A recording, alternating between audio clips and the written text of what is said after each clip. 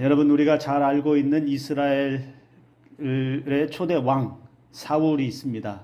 이스라엘 왕 초대 왕이면서 1대 그러니까 처음으로 왕정 국가를 열었던 사울이라고 하는 왕이 있는데요. 이 사울이 세상에 등장할 때 처음 세상에 등장할 때 이 사울이라고 하는 사람은 대단했습니다. 소위 말해서 이 사울이라고 하는 사람이 처음 등장할 때 사울의 겉에 드러난 모습만 보면 여러분 인물도 저보다 훨씬 더 좋은 것 같고 키는 당연히 저보다 컸을 것 같고 소위 말해서 사람들이 볼 때 뭐라고 얘기했을까요? 사울을 야 왕감이다. 야 왕이 될 만한 상이다. 그렇게 말하지 않았을까요? 그렇게 사울은 나름대로 겉에 드러난 외모도 뛰어난 그런 성품, 그런 외모를 가지고 세상에 등장했고 또 처음에 등장할 때는 나름 겸손한 모습도 가지고 있었습니다. 집안도 괜찮았습니다. 이 사람은 그래서 한 나라를 통치하는 왕이 되었고 그렇게 왕으로서 남부러울 곳 없는 권력과 명예와 모든 부를 한꺼번에 누릴 수 있게 됩니다. 그런데 그것이 오래 가지 못하는 역사를 성경에서 우리는 보죠. 어느 순간부터 실수를 하게 됩니다. 그 실수는 다른 실수가 아니라 하나님 앞에 실수를 하지요. 여러분 누구나 다 실수를 할 수는 있는데 누구나 넘어지고 잘못된 일을 할 수도 있지요. 판단을 잘못하던가 아니면 오해를 했던가 아니면 여러 가지 자기 신념 때문에 그렇든가 실수는 할 수 있어요. 그런데 사울에게 있어서 가장 결정적인 실수는 뭐냐? 하나님 앞에서 계속 실수하는 거예요. 그렇게 하나님 앞에 한 번, 두 번 큰 실수를 범합니다. 그래서 말씀을 통해서 보면 사울은 그 실수로 인해서 하나님께 잘못한 것으로 인해서 버림받는 그런 일들이 일어납니다. 그리고 이 사울은 끝날 때, 생을 마칠 때에는 비참한 그런 인생으로 마치는 것을 우리가 성경을 통해서 보았습니다. 세상에 등장할 때 왕으로 선택받아서 세상에 나타날 때는 화려했습니다. 사람들이 주목했습니다. 사람들이 알아봐줬습니다. 그만큼 세상에 등장할 때는 화려했지만 그의 인생은 그 화려함 뒤에 점차 시간이 지나갈수록 초라해지기 시작하고 결국의 마지막은 비참한 인생. 여러분 오늘 제가 제목을 슬픈 인생이 되지 않도록이라고 하는 제목을 달았어요. 어쩌면 사울의 인생이 좋았다가 점점점 슬픔에 빠지는 정말 이보다 더 슬픈 인생이 없을 만큼의 초라한 인생이 되는 과정을 성경이 잘 보여주고 있습니다. 사울의 인생이 왕의 자리까지 올라갔는데 왜 그렇게 초라해지고 슬퍼지는 인생으로 떨어졌을까요?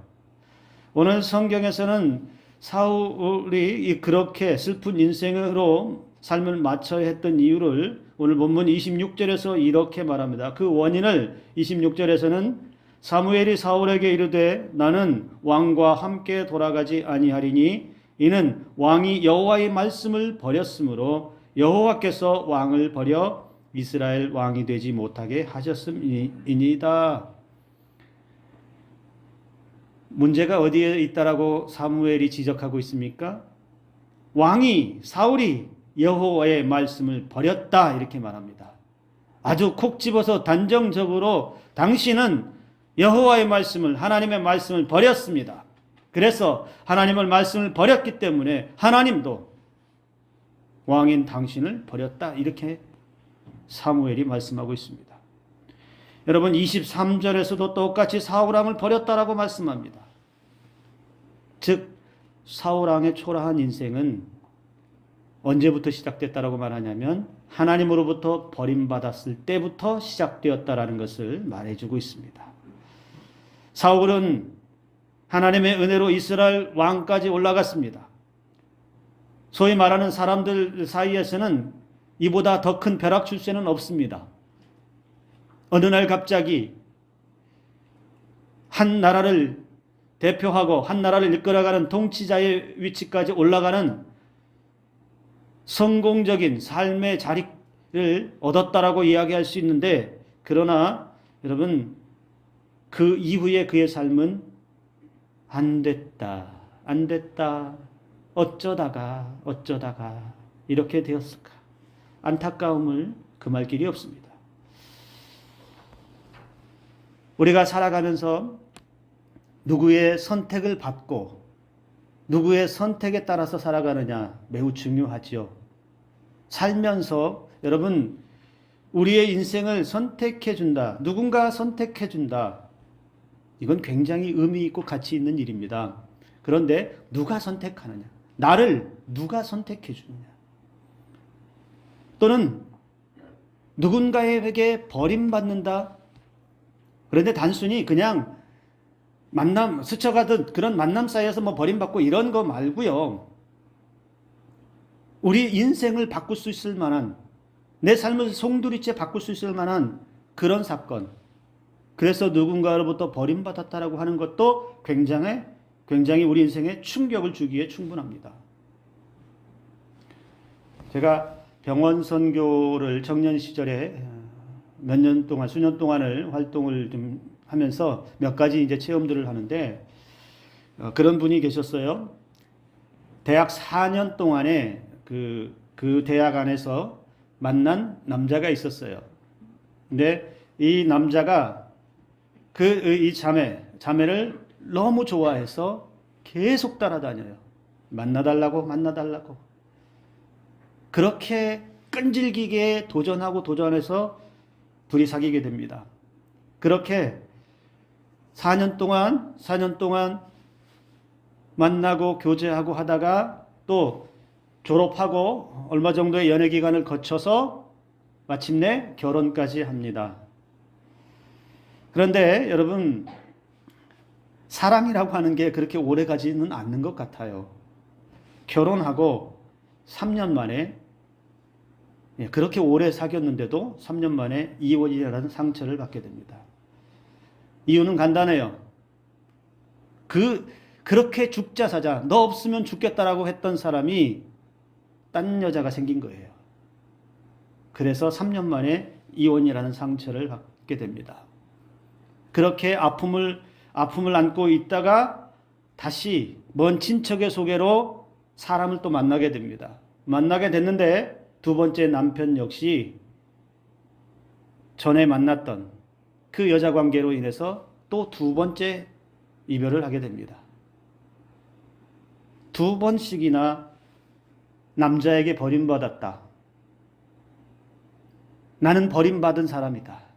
누구에게도 사랑받지 못하는 사람이다라고 하는 좌절감과 상처로 인해서 우울증과 정신적인 이상이 찾아와요. 그래서 약을 먹기 시작을 하는데 이 증세가 심해져요.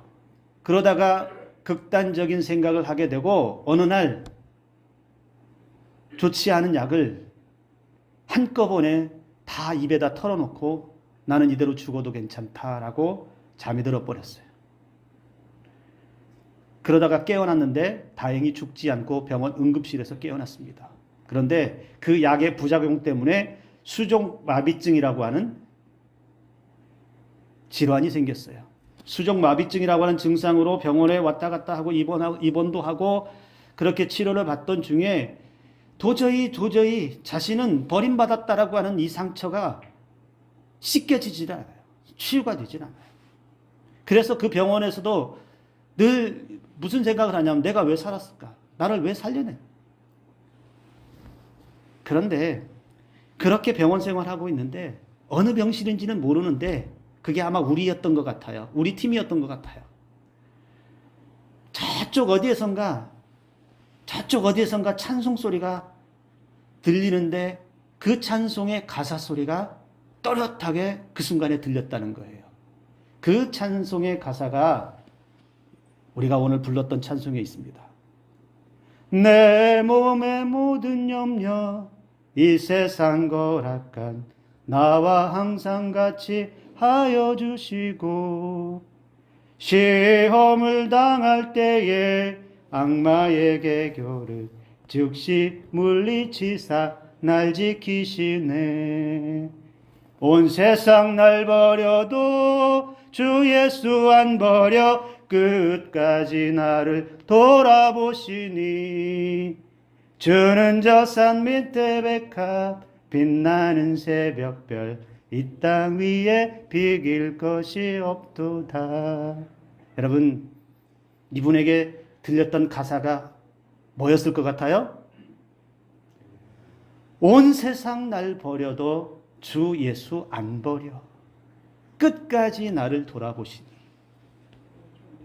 지금까지는 살면서 자신을 사랑한다라고 말했던 사람도 그분의 표현에 의하면 자신을 헌시짝처럼 버렸는데 한 번도 아니고 두 번씩이나 그렇게 버림을 당해서 그 상처를 씻지 못해서 나는 고통스러워 있었는데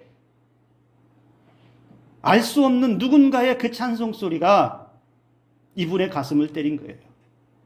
온 세상 날 버려도 예수님이 안 버린대. 끝까지 나를 돌아보신다. 그분이 이 가사에 충격을 받고 마음을 열기 시작해서 예수님을 믿기 시작합니다. 그분이 예수님을 영접하고 나서 계속 치료받던 과정 중에 놀라운 일은 그 수족 마비 증세가 하나씩 풀려지고 다시 예전처럼 건강을 회복하는 은혜를 얻습니다. 그때 비로소 이 찬송이 주님이 자기에게 말씀하신 걸 알았어요. 내가 너를 버리지 않는다. 여러분, 한 사람에게, 사랑받는 사람에게 버림받았다라고 했을 때에도 그 사람의 인생은 많은 고통 가운데 있고 슬픔 가운데 빠집니다. 헤어나올 수 없는 그 절망의 자리에서 몸부림칩니다. 그런데 사울을 한번 보세요. 사울은 오늘 말씀에서 하나님께 버림받았다. 그리고 버림받고 난 이후부터 그의 삶이 얼마나 초라해지고 비참해지는지 여러분, 이보다 더 슬픈 인생이 어디 있을까요? 하나님은 왜 한 나라의 통치권을 쥐었던 사울에게서 왕권을 빼앗고 그를 버려야만 했을까요? 대표적인 사건이 두 개가 있죠. 사무엘상 13장에서 그는 블레셋과 전쟁을 앞두고 당시에 예배를 드려야 할, 제사를 드려야 할 그 사무엘을 기다리지 못하고 하나님의 명령을 어기고 제사장 자리를 침범했던 사건이 하나가 있었어요. 넘지 말아야 할 선을 넘었던 것이죠. 그리고 15장에서 아말렉과의 전쟁에서 그 아말렉 아각을 진멸하고 완전히 진멸하라고 하는 이 하나님의 명령도 어기고 자기 눈에 좋은 것을 빼돌리고 살려두고 하나님 앞에 불순종하는 매우 나쁜 범죄를 저지릅니다. 하나님의 말씀에 불순종하고 자기 뜻대로 자기 마음대로 행하는 사람, 결국 그가 받을 수 있었던 것은 하나님으로부터 버림받는 것이었다라고 성경이 말해주고 있습니다. 여러분, 그러나 오늘 저와 여러분들이 나누고 싶은 건 버림받은 이유, 이거를 가지고 나누려고 하는 건 아니에요. 이 세상을 살아가는 하나님의 사람들이 하나님으로부터 버림받으면 얼마나 비참한 인생을 맞게 되는지, 버림받고 난 이후의 삶이 얼마나 고통스럽고 얼마나 슬픈 일인지, 그래서 우리의 인생은 그렇게 되지 않기를 우리는 발견해내고 찾아내야 된다는 겁니다. 단순히 왕의 자리에서만 버림받았다기보다 사울은 그의 인생 전반에서 완전히 버림받고 슬픈 인생에 빠졌다는 겁니다. 여러분, 사무엘상 15장이 끝나고 16장에 가면 사울의 존재는 하찮은 존재로 등장을 해요. 보잘것없는 존재로 등장하는데 거기에 누가 따라오냐면 다윗이 따라옵니다. 하나님 마음에 합한 사람, 하나님이 기뻐하는 사람. 그래서 사울 뒤에 왕을 이을 다윗이 16장부터 본격적으로 등장을 하기 시작합니다. 놀라운 일은 다윗이 사무엘로부터 기름 부음을 받고 선택된 이후에 사울의 불행이 본격적으로 시작됩니다. 여러분, 그렇다면 하나님께 버림받은 사울의 인생이 다윗의 기름 부음 받고 난 이후에 어떻게 시작되는지를 여러분과 함께 찾아보겠습니다. 하나님께 버림받은 사울, 어떤 현상이 먼저 나타났을까요? 다윗에게 기름 붓고 난 이후에 사울에게는 악한 영의 권세가 임합니다. 악령이 들었다라고 이야기를 하죠. 사무엘상 16장 14절의 말씀을 여러분 보면 여호와의 영이 사울에게서 떠나고 여호와께서 부리시는 악령이 그를 번뇌하게 한지라 이렇게 이야기합니다. 하나님께서 사울과 함께 계실 때는 이런 표현이 나타나지 않았어요. 단 한 번도 사울이 악령으로 인해서 고통받았다는 이야기가 없습니다. 버림받기 이전에는. 그런데 여호와의 영이 사울에게서 떠나고 나니까 그 떠난 자리에 사울에게 찾아온 것은 악한 영, 악령이 찾아왔다는 거예요. 악령이 찾아오니까, 악한 영이 그 속에 들어오니까 그때부터 고민하고 번뇌하게 되는 거예요. 매일같이 머리가 터질 듯 아프고 잠도 이룰 수 없어, 고통스러워서 견딜 수가 없는 그런 지경에 이릅니다. 여기 악령이라고 하는 것은 여러분, 이 악한 영의 권세를 말하는데 인간의 도덕적, 영적 생활을 완전히 마비시키는 영을 말해요. 그래서 여러분, 하나님의 영, 성령과는 반대되는 개념의 사단의 영이라고도 이야기하죠. 그래서 인간의 삶 자체, 정신적으로 그리고 정상적으로 살아가는 그 삶 자체를 살지 못하도록 괴롭히는 영이, 그게 악령이라는 겁니다. 근데 여러분, 오해해서는 안 될 게 뭐냐면, 아이고 나도 밤마다 머리 아프고 잠을 못 자는데, 머리 아프고 잠 못 잔다고 해서 다 악령이 든 것은 아니에요. 꼭 그렇게만 생각해서는 안 됩니다. 그러나 오늘 사울에게 있어서는 오늘 말씀에서 보세요. 여호와께서 부리시는 악령이라고 그랬어요. 하나님이 직접 보내신 거예요. 하나님께서 부리시는, 하나님께서 움직이시는 악령을 사울에게 보내서 사울이 정상적인 삶을 살지 못하도록 괴롭게, 고통스럽게 만들었다는 거예요. 여러분, 이게 얼마나 무서운 건지 아세요? 내 마음에 하나님에 대한 마음이 완전히 떠나버리고 그 떠나버린 자리에 악한 영의 권세가 나를 지배하기 시작하면 그때부터가 삶이 고통스러운 거예요. 그때부터가 내 삶에 슬픔이 찾아오는 거예요. 그때부터가 그 어디에서도 소망을 볼 수 없는 처참한 삶이 시작된다는 겁니다. 이 악령이 사울을 매일매일 그렇게 고통스럽게 만들었고 하루도 마음 편할 날이 없었어요. 그래서 사울이 요청한 게 뭐예요? 그래서 사울의 그 악령 들었을 때 달래주었던 게 누구예요? 다윗이었잖아요. 다윗이 악기를 연주하면 찬양할 때 잠시나마 그에게 있던 악령이 떠나가는 은혜가 있었잖아요. 그만큼 고통스러웠다는 것을 알 수 있습니다. 여러분, 악령이 든 사람, 이제 쉽게 얘기하면 귀신 들린 사람 여러분 본 적 있으세요? 제가 기억나는 사람 중엔 제가 확실하게 귀신 들렸다고 말할 수 있는 사람이 딱 한 사람 있어요. 저보다 나이는 한 살 많았어요. 그런데 그 여자분인데 열심히 신앙생활을 참 잘했어요. 같이 신앙생활도 같이 했고 참 잘했는데 어느 날부터 이상하게 삐딱해지기 시작합니다.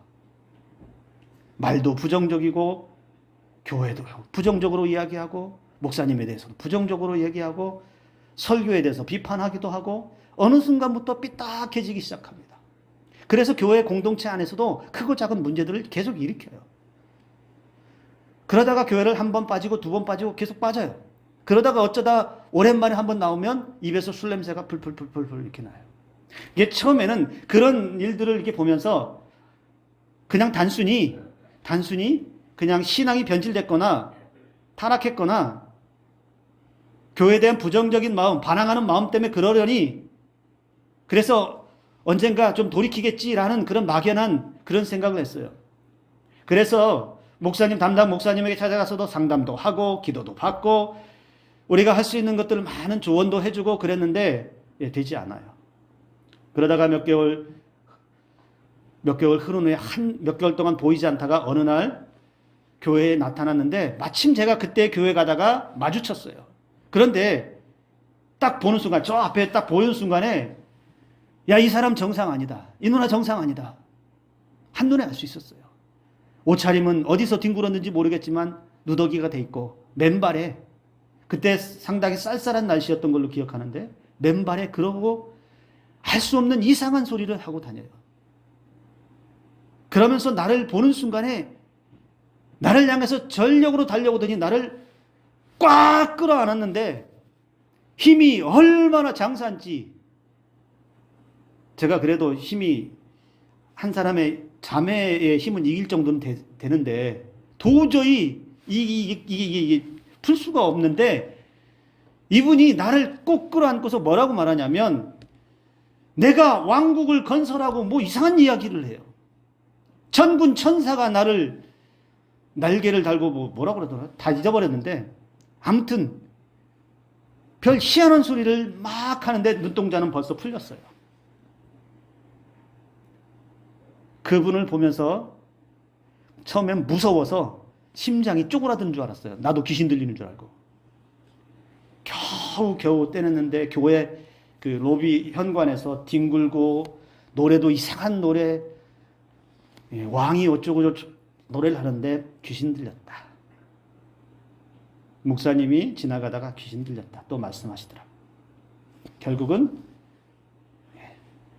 결국은 그냥 강제로 정신병원으로 실려가야 하는, 가족 동의하에 그렇게 실려가다가 나중에 나온 것 같은데 정상은 되지 않았던, 조금 나아진 것 같긴 했지만, 여러분 악한 영에 들렸다라고 하는 것이 이토록 무섭습니다. 그 정신이 피폐해졌어요. 정상이 아니에요. 생각도 정상이 아니고 삶의 방식도 정상이 아니고 모든 행색도 다 정상이 아니에요. 어쩌면 사울의 모습도 그 악령으로 해서 이런 고통과 이런 아픔이 계속 매일같이 있었을 거라는 거죠. 하나님의 백성들은 하나님을 떠나서 살 수는 없지요. 여러분, 하나님을 떠난다라고 하는 것 어떤 의미일까요? 마치 맹수가 우글거리는 저 숲속에 무방비 상태로 놓여진 그냥 작은 양 한 마리 같은 그런 신세 아닐까요? 더군다나 하나님은 없는 인생이 악한 영에 시달리고 끌려다니고 이리 휩쓸리고 저리 휩쓸리고 산다라고 생각해 보세요. 밤이면 밤마다 잠 못 이루는 그 밤의 고통이 얼마나 힘겹겠습니까? 그걸 어떻게 사람의 말로서 다 표현해낼 수 있겠습니까? 그런데 버림받은 사울의 인생이 악령이 찾아옴을 통해서 그에게는 견딜 수 없는 고통이 계속되었다는 것이죠. 또 사울에게 있어서 두 번째는 그가 왜 슬픈 인생으로 빠졌느냐, 그리고 슬픈 인생으로 빠졌을 때 그의 인생은 어떻게 되었을까요? 여러분, 이게 사실은 저는 더 충격적입니다. 사울에게는 버림받고 난 이후에 하나님께서 꿈으로도 우림으로도 선지자로도 어떤 말씀도 하지 않았다는 겁니다. 사무엘상 28장 6절의 말씀을 보면 분명하게 말합니다. 사울이 여호와께 묻자오되 여호와께서 꿈으로도 우림으로도 선지자로도 그에게 대답하지 아니하셨다. 여기 물었다, 묻자오되라고 표현한 이 말은 여러분 요구했다는 거예요. 하나님께 문의했다는 거예요. 하나님 앞에 무언가를 해주시기를 요구했고 어떤 질문이 있고 어떤 답을 얻기 위해서 문의를 했는데, 물어봤는데 하나님이 침묵하신 거예요. 아무것도 말하지 않고 아무 현상도 보이지 않았다는 겁니다. 여러분, 이 당시에서는 전쟁을 나간다든지 어떤 큰일을 행한다든지 반드시 하나님께 물었어요. 특히 블레셋과의 전쟁을 나아갈 때는 반드시 하나님으로 또 묻고 나아갔어야 돼요. 그래서 이 전쟁을 이길 수 있을지, 어떻게 하면 이길 수 있을지 하나님으로부터 답을 듣고 전쟁에 나아갔어야 돼요. 그런데 지금 사울에게는 그 음성이 들리지 않는 거예요. 그리고 선지자 사무엘은 이미 세상을 떠났습니다. 어디에도 물어볼 곳이 없어요. 그 누구도 이 답답한 상황을 말해줄 곳이 없다는 거예요. 여러분, 이걸 이해하려면 이렇게 한번 해보시면 돼요. 아무도 없는 방이나 이런 데 가서 벽 보고 한번 말해보세요. 그 벽이 뭐라고 하는지.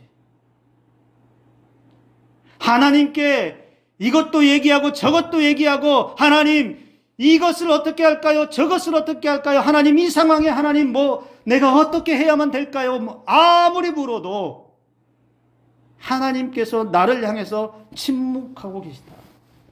아무리 불러도 대답 없고 기도해도 응답이 없고 어떤 말씀도 주어지지 않고 그래서 도무지 내가 어떻게 해야 되는지를 몰라요. 여러분, 우리의 삶이 이렇게 된다면 어떻게 될까요?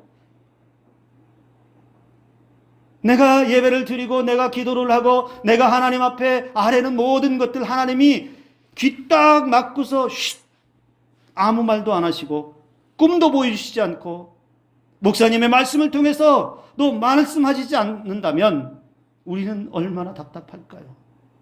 우리는 어떻게 살아갈까요? 그런데 사울에게는 하나님이 침묵하십니다.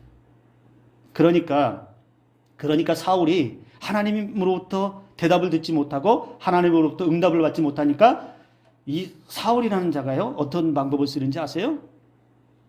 하나님으로부터 듣지 못하는 음성을 엔돌이라고 하는 지역에 가서 무당을 찾아가요. 이 엔돌이라고 하는 지역이 당시 이 무당들이 많은, 거짓 선지자들이 많은 그런 유명한 동네였어요. 서울에 예전에는 미아리가 그런 점집이나 무당들이 되게 많았는데 지금도 많은지는 모르겠어요.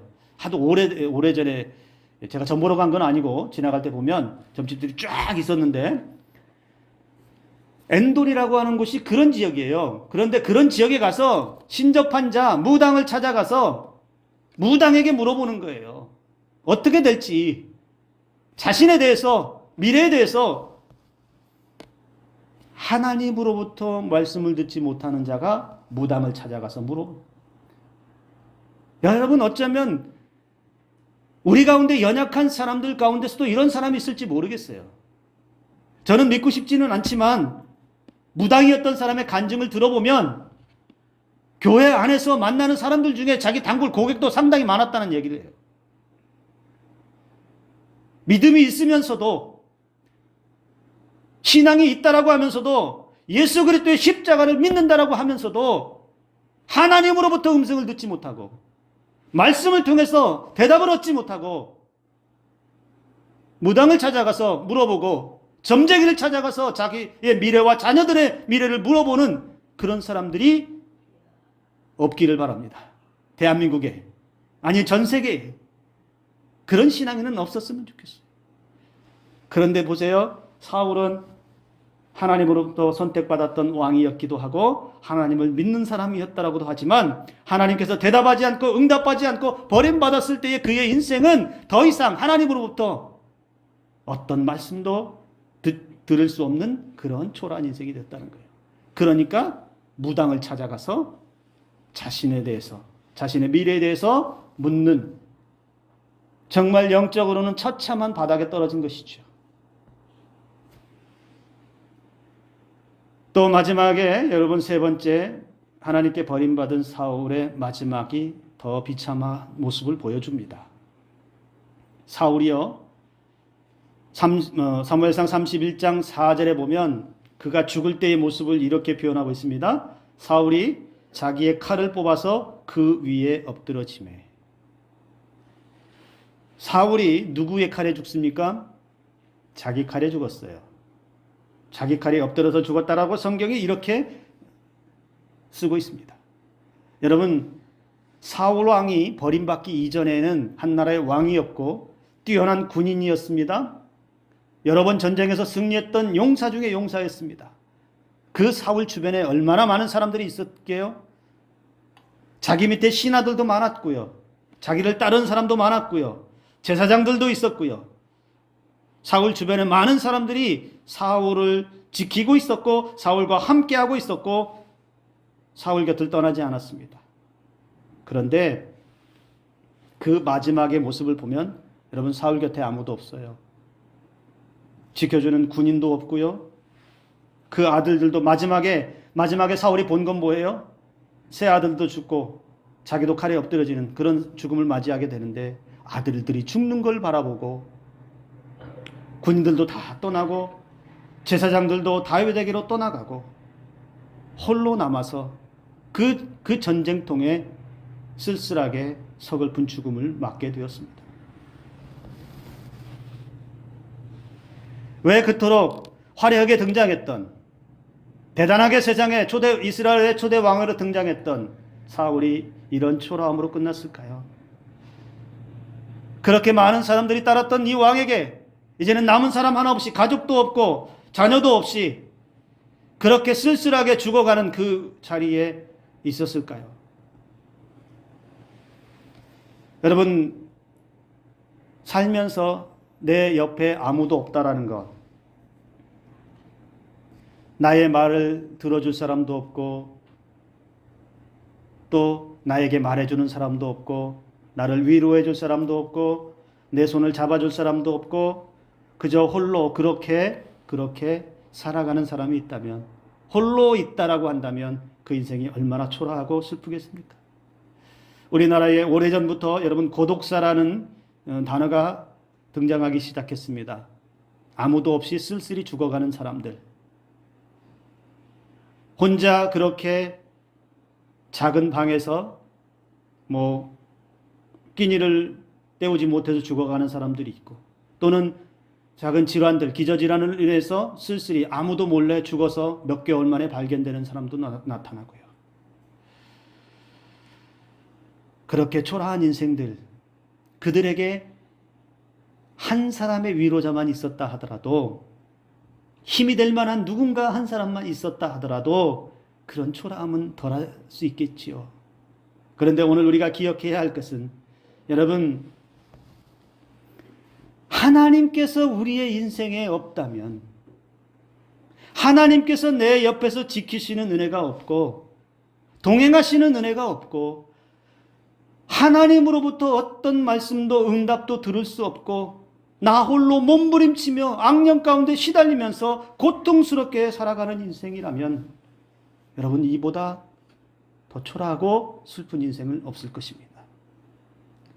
세상을 가장 잘 사는 사람은 여러분 어떤 사람일까요? 끝까지, 생명이 다하는 그날까지, 마지막까지 하나님과 함께 잘 사는 사람입니다.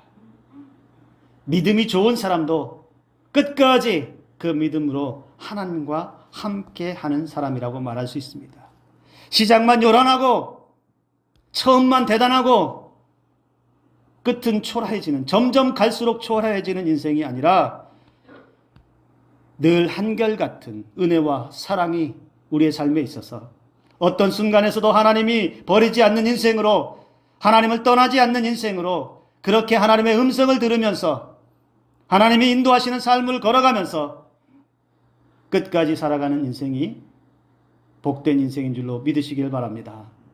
오늘 저와 여러분들에게 이런 인생의 길로 걸어갈 수 있기를 주님의 이름으로 축복합니다. 사울이 걸었던 슬픔의 길, 우리가 그런 인생이 되지 않도록 하기 위해서 더욱더 우리 주님만 바라보는 저와 여러분들 되기를 주님의 이름으로 축복합니다. 여러분, 이와 반대되는 사람이 누구인가요? 다윗입니다. 다윗은 초라하게 등장했어요. 그런데 그 다윗의 마지막까지의 인생은 찬란한 인생을 살았습니다. 여러분, 그 다윗이 시편 27편 9절에서 이렇게 고백했습니다. 주의 얼굴을 내게서 숨기지 마시고 주의 종을 노하여 버리지 마소서. 주는 나의 도움이 되셨나이다. 나의 구원의 하나님이시여 나를 버리지 마시고 떠나지 마소서. 오늘 이 다윗의 고백이 저와 여러분들의 평생의 고백이 되기를 주님의 이름으로 축복합니다. 그래서 다윗과 같이 끝까지 하나님께서 찬란하게 하시는 기쁨의 인생이 될 수 있기를 주님의 이름으로 축복합니다. 기도합니다.